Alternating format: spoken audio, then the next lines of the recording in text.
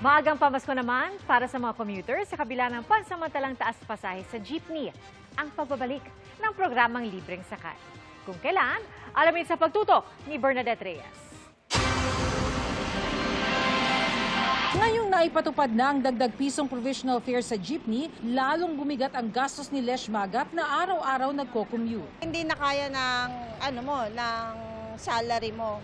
Kasi bukod sa may baby ka, may anak ka, nagko-commute ka pa. Ang good news, simula Nobyembre, ibabalik na ang libreng sakay na programa ng pamahalaan. Inanunsyo ito ni Chofilo Guadis III ilang oras bago ang kanyang suspensyon bilang chairman ng LTFRB. Yung 1.3 billion po, tapos na po yung Joint Memorandum Circular, ibababa na po ang pera. Alam mo, hinahabol namin ito ng November, December. Parang maagang pamaskong handog ng LTFRB. Ayon sa LTFRB, bukod sa mga bus, magkakaroon din ng libreng sakay sa mga jeepney dito sa Metro Manila. Nakikipag-ugnayan na raw ang ahensya sa Department of Transportation para sa karagdagang pondo nang sa gayon magkaroon din ng libreng sakay sa mga probinsya. Number one, syempre, yung mga buses natin sa carousel. Number two, yung mga nag-organize na as a cooperative. Sila po ang may priority dito. Yung mga kooperatiba na not necessarily nag-modernize, but those who have organized themselves into a cooperative, consolidate po, sila po yung may priority dito. Tatagal ang libreng sakay hanggang Disyembre.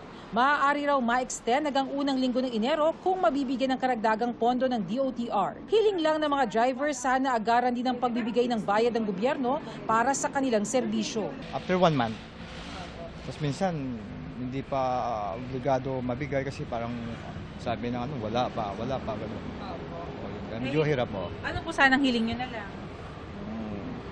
Ang hiling namin, every weekly, gano'n. Para parang normal ang buhay.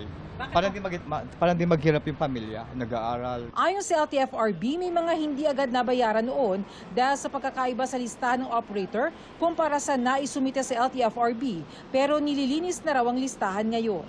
Yung mga dating pumasada nung panahon ng pandemya, may mga hindi pa po nababayaran.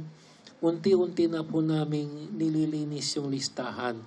Kasi po nung una hindi magtali, iba yung listahan ng operator, iba po yung naisubmit sa LTFRB.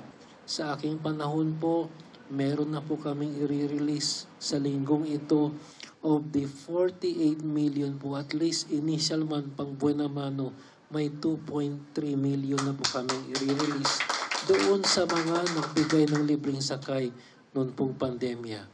Para sa GMA Integrated News, Bernadette Reyes, nakatutok 24 oras. Mga kapuso, kasama nyo kami 24 oras. Mag-subscribe sa GMA Integrated News sa YouTube. Sa mga kapuso abroad, bisitahin ang GMA Pinoy TV at www.gmanews.tv.